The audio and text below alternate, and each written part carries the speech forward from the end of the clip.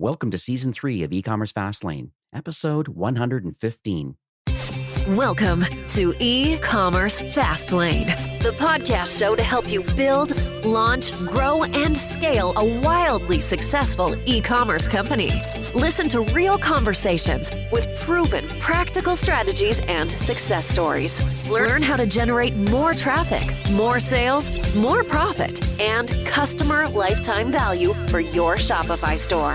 And now, your host and e-commerce entrepreneur, Steve Hutt. This episode is brought to you by the team at PushOwl, a leader in web push notifications for Shopify brands. Are you using web push notifications yet as part of your marketing strategy? If not, you're definitely missing out. It's an important tactic that all Shopify brands, regardless of their size, should be implementing today. Thanks to an amazing PushOwl solution, web push notifications are clickable messages that show up on your desktop computer or mobile phone. And with one click, customers come back to your store ready to buy or consume your latest content. And get this, without collecting email addresses, you're able to recover abandoned carts or win back visitors that recently abandoned your store. It's the best of both worlds, shopping cart recovery and browse recovery for those visitors that didn't buy anything and didn't add anything to the cart, but they spent time viewing products on your site. Imagine being able to send push notification broadcasts to all your subscribers or a segment of them with a new collection launch or a flash sale or BFCM or holiday promotions or, just engaging them with your new branded content from your blog. They even have an incredible feature where you can notify customers when a product is back in stock. Never lose shoppers when inventory gets to zero. You can now send automated back in stock web push notifications to bring those interested shoppers back to your site. And PushOwl is Shopify's leading solution for web push notifications. Over 20,000 brands trust their platform for this incredible sales channel. And right now, they're offering a 30-day free trial for all my listeners. So check them out, ecommercefastlane.com/PushOwl or pushowl.com and use the code FASTLANE and start automating and scaling your marketing today. Hey there, it's Steve, and welcome back to the E-Commerce Fastlane podcast. Now, if this is your first time listening, this is an e-commerce show where we have honest and transparent conversations about building and thriving with your store powered by Shopify or Shopify Plus. New episodes are available each week with your favorite podcast player through iTunes, Stitcher, Google Play, and Spotify. Or you can also sign up online at ecommercefastlane.com and be notified when a new show is being released. Now, my guest on today's episode is Vivien, and he's the co-founder and CEO from Upfluence. And they're a social commerce software solution that's helping e-commerce brands both sell more online with special thanks to influencers. It's a very important episode. It's a very timely episode where we're kind of pre-BFCM right now. This likely could be your market advantage of getting the word out about the products and services that you have for sale. And so let's welcome Vivien to E-Commerce Fastlane. Thanks for having me, Steve. So let's talk on a high level first, because I can guess there's going to be a lot of people that may not know what Upfluence does and the problem that you're trying to solve for Shopify brands. So this would be an opportunity maybe first you to share some details. If you zoom all the way out, what do Shopify brands need to grow? They need a couple of things, but one of them is to generate traffic, and preferably qualified traffic that converts in an ROI positive way, right? So how do we help Shopify brands do that? We help them identify, activate, manage, monitor influencers. So why influencer marketing in this day and age? Well, in the epoch of ad blockers and with a lot of ad fatigue where people are constantly subjected with ads, we found that there's an increasing competition for attention and for eyeballs, and influencer marketing is a great alternative to what currently exists to produce great quality content and authentic content that performs, essentially, right? We have helped over 1,000 clients achieve just that, and high ROI with influencer marketing. Yeah, I believe I learned more about Upfluence. I do app audits, and I take a look at the different kind of connections and things that people have in the stores that I manage. And I happened to see one of them using Upfluence, and that just piqued my interest. I'm like, what's Upfluence? And let's learn more about what they're doing and why. And that's what this show is all about. It really is to kind of get that little extra advantage, something unique that you may not have thought about. I'm sure influencers, it's not a new concept for a lot of people, but let's back up a tiny bit and talk about, I guess, your journey and your co-founder's journey. It's so interesting to me why people build what they build. And are you able to talk about what uniquely positions you, I guess, in the founding team on a couple points? Number one, to have the desire to build this platform, and number two, to have the expertise. Fantastic question. My background's actually in e-commerce, funnily enough, and I'm going to share a potentially embarrassing story, but we'll see where that takes us. But long story short, right out of business school, I found this great job at a software company here in France. I was the first marketing hire. It was a very exciting time for the company. The company was growing fast, and I was working directly with founders, and their entrepreneurial drive was very inspiring. And so I thought, I'm going to start a side business, right, and see what's what. So that was back in 2011. And so I got along with a friend and we say, okay, let's start an e-commerce company, right? At the time it was older age. Shopify probably already existed. That was not sadly on our radar quite yet. But yeah, we got things started to get the company ready. Drop shipping was not really a thing at the time. So we went all in, right? We found a supplier, and first of all, we need to decide what we're going to sell, right? And we were looking for a product that had the least amount possible of expertise, because we didn't have any, number one. Number two, that was easy enough to ship because we were going to do the supply chain ourselves. And three, that had very high profit margins, right? So we could actually turn this into an actual business. And so we decided to go for neckties, and that's when the story gets embarrassing. And we found this little producer in southern Italy named Diego, produced 1,000 ties, shipped them to my apartment, and we're ready to sell, right? We're quite confident in our ability to sell them because I was doing marketing all day in digital marketing. So that was a done deal, essentially, right? And so we launched and we sold 0 ties. And turns out that we didn't really do our market research properly, right? And turned out that the market was very fragmented. A lot of small companies were doing exactly what we were doing. And the customer acquisition costs were way too high to break even. All the marketing at the time was bid-based, search marketing, display marketing. And so acquisition costs were just way too high. So we tried to be entrepreneurs and to get creative and to find more ideas to actually get rid of that box of 1,000 ties that was sitting in my living room.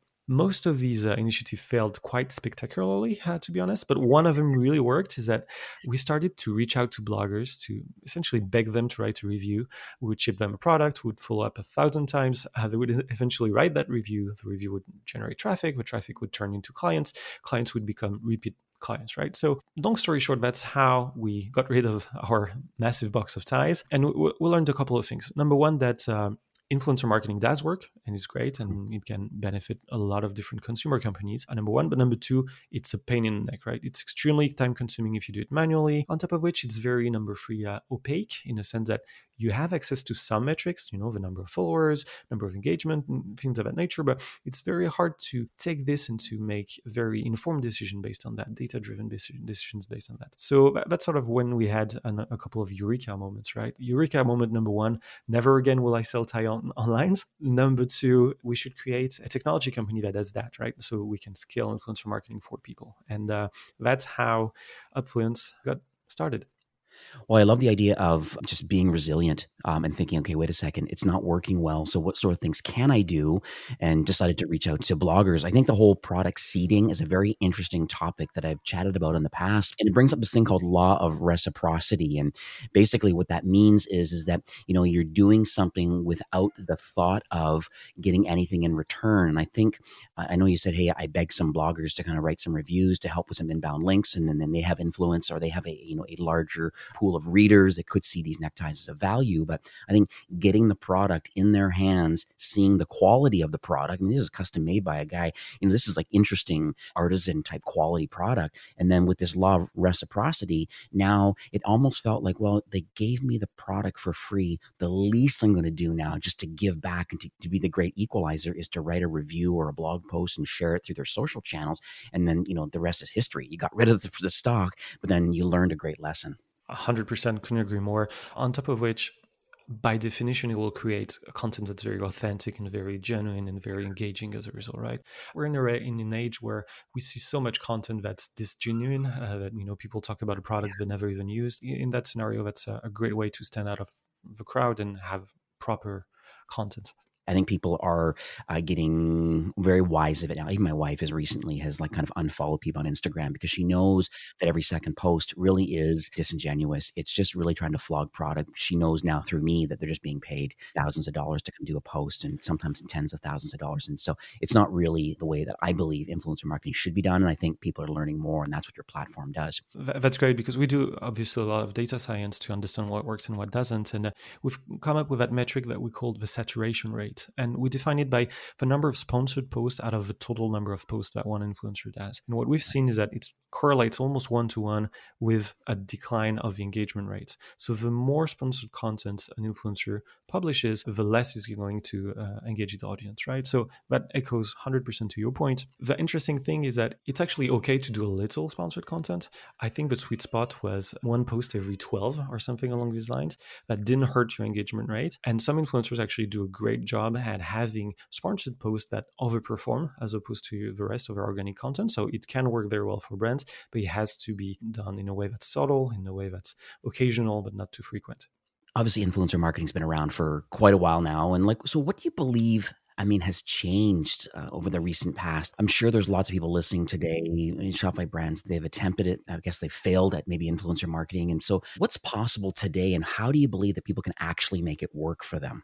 To me, one of the recent things I've seen emerge, and I think is very important, is what I call the rise of inbound influencer marketing, right? As opposed to outbound influencer marketing. The distinction is this: the outbound influencer marketing way is the legacy way, right? The old way, where a brand would reach out to a number of influencers who may or may not know who that brand is, right? Unless you're Coca-Cola, of course. But if you're starting a Shopify brand, you reach out to influencers that may not, most likely, have never heard of you. That's great to get your brand discovered, and that's what I did, before the Upfluence days. That being said, we found an alternative way that's even more powerful. It's to look into the people that already gravitate around your brand. They can be your clients, they can be people you subscribe to your newsletter, that can be your social media followers, and identify who's influential amongst these people. I believe it's quite game-changing for Shopify brands and for commerce in general for a number of reasons. Number one, it's a way to bring in very large volumes of influencers passively or virtually passively, right? As opposed to outbound being an extremely active and time-consuming thing to do, right? To identify influencers, to reach out to them, and so on and so forth. Number two, and I'll expand on that later, there's a much better unit economic to it, right? The way to generate ROI is a lot more evidence for inbound influencer marketing as opposed to outbound. And third, that creates, and I'm going to expand on that as well, at the end of the day, some sort of a snowball effect in this fantastic way for a brand to stretch their marketing dollars as a result, right? So to expand on points 2 and 3, on the unit economic front, I mentioned we're doing a lot of data science. One of the things that we run experiments on is to activate two identical groups of influencers, one being inbound, the other one being outbound, but sharing all the same characteristics in terms of follower count, editorial line, and so on and so forth. And what we found is when brands activate inbound influencers, they are 7 times more likely to work for free or for a revenue sharing model, right? Which is obviously the best way to generate ROI. We are talking about sponsored posts earlier on, and when the value proposition being discussed is a paid post, it's 52% cheaper for paid posts, right? So that's a great way to maximize ROI, on top of which, if it's an influential client, for example, most likely they already have your product and they have already spent money on your store even. So you save a ton of time shipping your product, you save a ton of money shipping your products.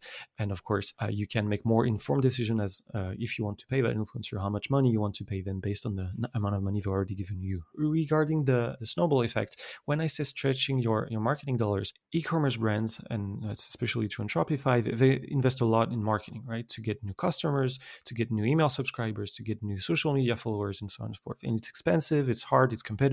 And that way, the more you invest to grow your network, your client base, your email subscriber base, your social media followers, the more you are likely to find influencers within that community, right? And as a result, the more you can turn these people as revenue generating ambassadors at the end of the day. Yeah, it's interesting being able to understand the social footprint of existing Shopify customers and knowing if there's a good fit. I think it's a really interesting business model to be able to do that. So let's dig a little bit into more specifically about how do you believe that Upfluence is now specifically helping Shopify brands just to sell more?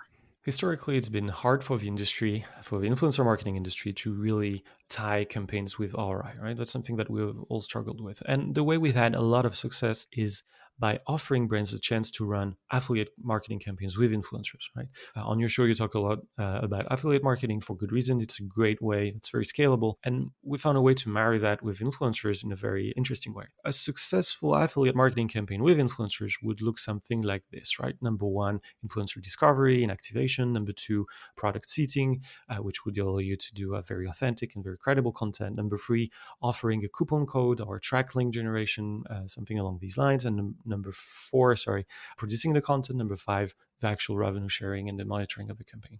For an outbound influencer marketing campaign, that would imply a lot more time spent identifying these influencers and activating them, right? Because they may or may not know you, with a lot harder time activating them because they may or may not know you, as a matter of fact, right? On top of which, you will have to send your product, which costs time, which costs money, which impacts at the end of the day the profitability of the operation you're trying to do because it raises the overhead costs, right? On the other hand, if you were doing an inbound influencer marketing campaign on an affiliate basis, that would be a lot easier because it would be a lot more passive by definition and by nature. You would have a lot better activation metrics and much better unit economics in general. The products are already been owned by the influential clients, so you save time, money, but also you get to produce content that performs great because it's genuine content, as I mentioned. So yeah, at the end of the day, that's very much how we help Shopify brands drive sales and be ROI positive across the board. So let's talk about the relationship now between a brand and the influencers, because I believe that that's, one of the reasons why influencer marketing can work so well for brands is not this, as you use the word, disingenuous kind of pay to play, kind of trying to find the influencers in a mega marketplace and really not knowing if it's true follower count, the engagement, you just don't know. I'm thinking about this, I guess, almost a mutually beneficial relationship between the brand and influencers. Are you able to maybe unpack that a bit for us? Absolutely. So you mentioned earlier in the call the concept of reciprocity, and that's exactly right. And in my mind, it all comes down to what I call the value proposition, which is what as a brand you will be offering to the influencer to convince him or her to work with you on a certain program. And that's even more true in an age where it's a lot less about campaigns, meaning something that's finite in time. It's a lot more about programs, meaning how do I engage influencers on a very much recurring basis. In fact, when you zoom out about that value proposition, there's a dilemma that takes shape, because on one hand, you might be tempted to find a value proposition that maximizes the influencer activation rate. I'm going to give a couple of examples. On the other end of the spectrum, you might want to offer value propositions that maximize your return on investment, right? And it's something that you can't do at the same time. So it's a fine line to walk. Let's say I'm a Shopify brand and Steve, you're an influencer. If I reached out to you saying, hey, Steve, I'd love you to post an Instagram post about my brand, I'll give you $1 million. You are very likely to say yes. And it's going to be an incredible activation rate. And I'm probably 100% of influencers I reach out to are going to say yes, and this is great. However, on the other hand, probably will have the worst ROI of the history of marketing. As a brand, that's not exactly what I'm looking for. On the other hand, if I were to reach out to you saying, hey, Steve, I love what you do. Would you talk about my brand for free? You're probably a lot less likely to do it. But if you were to do it, I would have fantastic ROI because it cost me zero and you were able to drive value for me as a brand. That being said, it's not exactly win-win either, right? So what we advise our clients to do is really to find a middle ground in this, to find the right arbitrage between, on one hand, the monetary value of the value proposition, on the other hand, the perceived value. And I'm going to expand on that a little bit more. If I, a Shopify brand, were to send you, dear Steve, the influencer, a $100 product, the perceived value is $100, but the monetary value of his products is more probably production cost plus the shipping cost, right? And here I have actually a leverage. I can make some arbitrage to try to maximize the value I bring to the influencer and to minimize the cost so I can maximize my ROI as a brand as well. A great way to do that is to do revenue sharing, of course, but some brands actually have done a great job finding some sort of quote unquote monopoly money, something that costs them very little but has great perceived value for the influencer, and that has brought home a lot of value on both sides. This is really exciting stuff. I mean, I think you're preaching to the choir. These are sort of conversations that I have like nonstop with the brands I manage on Shopify Plus. And for me, it just comes down to they've tried and potentially have failed. And now you're suggesting that maybe it's a little bit of a mindset shift a bit, thinking that, you know what, you have existing customers, they've purchased from you already, and there's ways of, either through revenue sharing, and a few other tactics, I think are really probably the best way to really start building that sort of relationship, mutually beneficial relationship, their audience, your product, they can work in tandem. Absolutely. You're exactly right. So let's talk about the future of influencer marketing. Obviously you're on the ground, you have a front row seat to kind of what's happening and as you keep iterating on your platform. But I just would love to hear in your own words where you believe influencer marketing is going. Two thoughts come to mind. Number one, I think the next stage of influencer marketing is marketing automation. When you look at the success that some marketing technology companies, even some in the Shopify ecosystems, companies like Klaviyo, for example, that you had on the show, I know, when you look at the success they had and their ability for their clients to get a lot of value from marketing automation capabilities, that's something that we're obviously very interested in. And even more so in the context that we just discussed, right? If you can have basically a system on autopilot that brings you passively influencers because you've plugged to your Shopify account, you've plugged your Instagram page, you've plugged your Klaviyo account, the next step is how do you automate the activation of these influencers, right? How do you create workflows so you can basically have a money generating system that works for you? And that's something that the industry hasn't cracked quite yet, but that's something that Upfluence is investing a ton of resource on, and that 2021 I will be looking to build that next frontier of influencer marketing. The second one, and probably is going to be less interesting for a lot of Shopify brands, but I believe very strongly about this, is to find a way to reconcile the online world and the offline world, right? Especially online and offline marketing. Probably a little bit ambitious to talk about this in the age of COVID, right? But the idea is to give the tools for brands that have a brick and mortar component to their business. They might have an online store and physical retail stores across the country. So to give them the tool to identify influencers in real life, so to speak, right? Via an integration with their point of sale solution, maybe their POS. So really very much to allow them to extend their marketing efforts offline and to basically marry and have the best of both worlds. Great. Thanks for sharing that. I really appreciate it. So this show really does have a diverse range of Shopify entrepreneurs that listen each week. And if you're to give some advice, I guess, for those, let's talk in the early stage of their business journey. What sort of advice would you give them today? Here are two pieces of advice. And for the first one, the irony is not lost on me, but my first piece of advice would be do not listen too much to advice. Yeah, here's a little bit of a personal story, but when you start your business, everyone, and I do mean everyone, tells you what to do. And most people are very wrong, even though most of them mean well, and they probably have relevant experience that they're trying to share with you. Do not forget, as a founder, as an entrepreneur, you are in a very unique position to know exactly what's best for your company, for your business, right? If you started your business in the first place, it's because you knew something that others didn't, and you have the most information, you have a front row seat to make very informed decisions, right? Don't listen too much to advice. Try to make as little assumptions as possible. Try to be as data-driven as you possibly can and take it one day at a time, right? That would be my first piece of advice. The second would be, I believe, it's more of an opinion, but I strongly believe that being bootstrapped is underrated. We live in a day where massive fundraisers are celebrated, and sometimes more than bootstrap success of companies that didn't raise a whole ton of capital. But when you look at companies like MailChimp, who has reached $1 billion in AR by raising $0, or Atlassian, like fantastic entrepreneurial success that did it with zero external capital. That's to me a lot more impressive. And it relates to Upfluence in the following way: is that for the longest time, we didn't raise any sort of capital. We're extremely capital efficient, and that actually allowed us to be in a much, much better position to grow and to eventually being a venture capitalist backable. There are lots of different alternatives to VC funding. You can obviously get a loan with your bank. You can get venture debt. You can find some alternative financing. I know you had Clearbank on the show a while back. It's a fantastic opportunity. I've heard of Shopify Capital. Maybe you can tell me more about this, Steve. I'll put some details in the show notes about Shopify Capital, but yeah, we actually look at the data of each brand. We look at the history. There's lots of data points in there, and then we're able to loan money, and it's a certain percentage of sales. And we're not taking out any equity, obviously, in the company, but it really is an alternative financing option for those that maybe the banks can't help with, and that money can be used for marketing.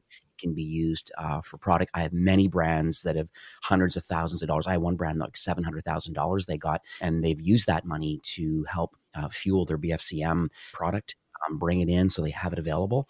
It'll be actually inside your admin if you qualify for that, but a lot of brands do qualify. If you have market fit and some traction, in all likelihood, you have some capital options. Yeah, so let's talk about those, I guess, more in the mid-market. So they would like to have a small team. They might outsource some of their marketing strategy, but they're certainly eager to grow and scale. From your vantage point, what do you believe the mid-market brand should be working on today?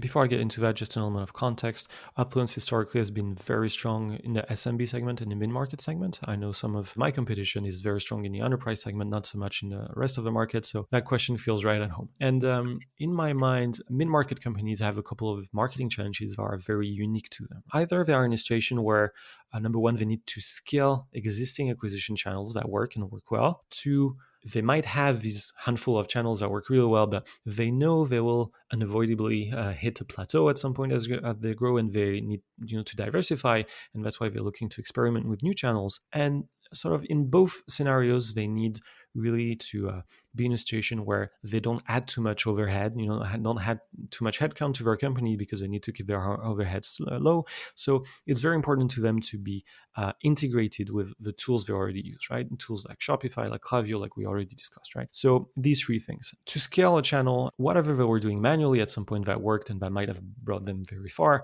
they will be eventually looking for tools to internalize and or scale their efforts without growing a headcount, as I mentioned, right? So in that case, making the jump to a tool, a software like Upfluence makes a lot of sense. Number two, when they experiment with new channel, it's super important to be extremely data-driven, right? In order to run the right experiments in a very scientific fashion so they can make informed decision whether or not they want to pursue that specific channels. And here again, working on the tool, maybe not the same kind of plan, but on the tool to really measure everything, it's critical to their success. And third, so for a marketing team that's growing, and what they really need is to be as efficient as they can be, right? And it's important for them to look for solutions that integrate natively with the tools that they already use every day. And that's already a very important part of their stack. So Shopify is a given, but maybe they'll be looking for solutions that integrate with their email marketing services like Klaviyo, or with their affiliate marketing solution like Reversion. And as a little bit of a shameless plug here, we integrate with all three of these solutions.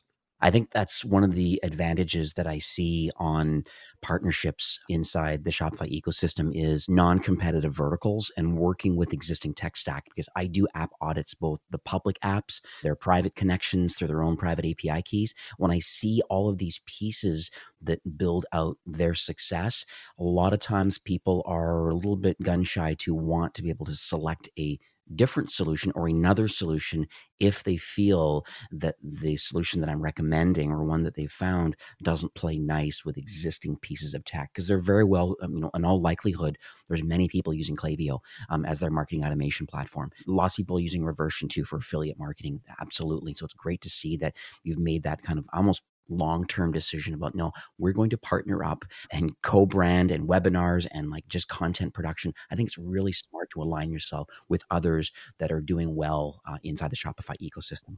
Thank you. Plus, I believe it's a fantastic way to bring even more value to your clients, right? Because you save them juggling data between different platforms. It's all integrated, it's all automated, and it's for the best at the end of the day. So let's talk about the future of Upfluence. Are you able to share any North Stars, I guess, for 2021 and beyond, like partner alignment or innovation? Like, end of the day, I just would love to understand like how you're going to continue to offer value and assistance to Shopify brands. So I might sound a little bit like a broken record, but on the macro level, the direction in which we want to bring the product is very much on some of the points I've mentioned previously. Number one, marketing automation. It's something we're investing a lot of tech resource to really put your influencer marketing on autopilot. Number one. Number two, going offline. So I know, again, it's a little bit cocky to think that in the age of COVID, but that's something we really strongly believe, to have a proper point of sale integration. And last, to be increasingly integrated with our clients and our core ecosystem, right? Especially in the Shopify ecosystem that's done such a great work at developing their app store where everybody can connect, essentially, right? But on a shorter term level, even though historically we've helped hundreds of Shopify brands grow their influencer marketing efforts, yet we're only now solidifying our relationship with Shopify. So I'm very happy to be on the show, Steve. Thank you very much. Currently, we have a private app that we offer for our clients to integrate their Shopify stores, but we're working on a public app that will be released in the next couple of months in 2021. I'll make sure I'll update, depending on when you're listening to this episode, but I'll update the show notes with any details to links for the public app. And we'll dig into, I know we did speak offline, we'll chat about that in a few minutes. But let's talk about how people can learn more about Upfluence, where they can go, I guess, case studies and some information. our website, upfluence.com. If you want to reach out to me directly, I'm very active on Quora. So if you want to ask a question or anything like that, I'm sure we'll add the profile to the show notes. Same on LinkedIn. If you want to connect with me directly, be my guest. And I'll make sure to share with you, Steve, a case study about some of the great Shopify and Shopify Plus brands that we are lucky enough to help. And we did speak offline, and I understand that you'd like to offer a little, listener-only promotion or a little deal for those that have listened in today. Before we are able to release the public app I was referring to, we'll be sharing with you, Steve, a landing page thanks to which you guys can book a demo directly with one of our experts, a demo during which you'll be given 15% off and you'll be able to try the product and take it for a spin if you'd like. So that'll be ecommercefastlane.com/Upfluence. And so that will redirect you to that landing page. So all the details will be there. We'll make sure that landing page is updated as there's progress with the public app, and then any kind of details for trials and discounts. Thank you so much. I really massively appreciate that kind of offer. And just in a more of a parting note, you likely know this, but Shopify's mission really is to make commerce better for everyone. And it's clear, both you and the Upfluence team, you really are, based on this conversation, really in tight alignment with wanting to help brands improve efficiencies for sure, grow revenue, and then building lifetime customer loyalty. And, thanks again for, taking time today. We're all working from home, so you always hear the background noise and all the fun things going on in everyone's lives. Apologies about that. That's life, and that's great. I just appreciate you digging in and sharing your knowledge and vision and just giving back to the Shopify ecosystem. Thank you for having me, Steve. All right, have a great day. This episode was brought to you by PushOwl, Shopify's leading web push notifications app and the only Shopify Plus approved certified app partner in its category. Browser-based web push notifications push your retention marketing and conversion rate optimization to the next level because you can re-engage store visitors without the need of an email address. Send web push notifications right to their smartphone or desktop by just using the browser. And the great thing about PushOwl is they're used by over 20,000 Shopify stores and more than 600 Shopify Plus brands. So their solution has the security, privacy, speed, and reliability that Shopify Plus brands come to expect. Take their platform for a spin now, 30 days for free on their paid plan. Head on over to ecommercefastlane.com/PushOwl and use the code FASTLANE when you activate. Well, that's it for today's episode. I'd like to thank you, a loyal listener of E-commerce Fastlane. It's my hope that this podcast is offering you a ton of value through growth strategies, tactics, and exclusive insider tips on the best Shopify apps and marketing platforms, all with my personal goal to help you build, launch, grow, and scale with Shopify. Thanks for investing some time today and listening to the show. I'm so proud and excited that you have a growth mindset and are a constant learner. I truly appreciate you and your entrepreneurial journey. Enjoy the rest of the week and keep thriving with Shopify.